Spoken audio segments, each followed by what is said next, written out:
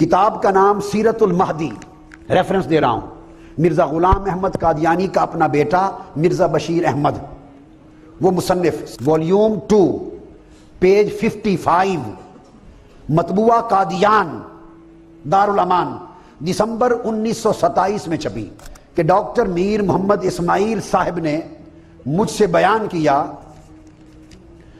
کہ کئی دفعہ حضرت صاحب سے میں نے سنا کہ مجھے ہسٹیریا کا مرض ہے ایک، اور ڈاکٹر صاحب کہتے ہیں کہ انہوں نے کہا کہ بعض اوقات حضرت صاحب میراق بھی فرمایا کرتے تھے۔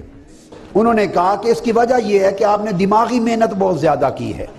یہی کتاب جو میں نے آپ کو بتائی، سیرت المہدی، مرزا بشیر احمد، والیوم 1 پیج 716، مطبوعہ احمدیہ کتاب گھر قادیان 1935، اس میں لکھتے ہیں کہ مرزا بشیر، مجھے والدہ صاحبہ نے بیان کیا، راوی کون ہے؟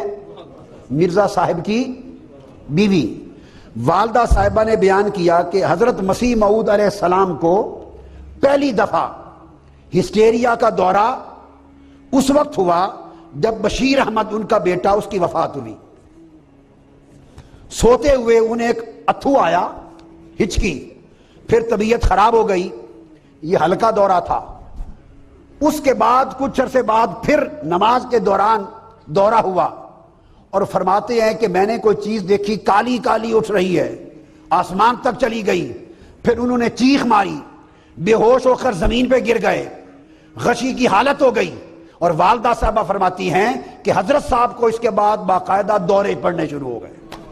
بشیر احمد کہتا ہے میں نے کہا ابا جان مجھے میراق کا مرض ہو گیا ہے، مالی خولیہ ہو گیا ہے، کیا کریں؟ تو انہوں نے فرمایا، حضرت صاحب نے فرمایا بیٹے کوئی بات نہیں، تجھے ہے تو مجھے بھی میراق ہے۔ اور اس نے کہا معاذ اللہ سب نبیوں کو میراق ہوا کرتا ہے۔ کتاب ہے ان کی ڈاکٹر بشارت احمد، مجدد اعظم، والیوم 2 صفحہ 8، جون سے 900 تک یہ پورا کا پورا جو بیان ہے سارا، ذیقعد 1359، دسمبر 1940۔ اس میں وہ بیان کرتے ہیں کہ حضرت اقدس کو 2 طرح سے دورے پڑتے تھے، کبھی اوپر کے در سے دورہ شروع ہوتا تھا، اور فرمایا کہ کبھی حضرت کو نیچے سے دورہ شروع ہوتا۔ اور مرزا صاحب سے پوچھا گیا کہ یہ کیا ہے؟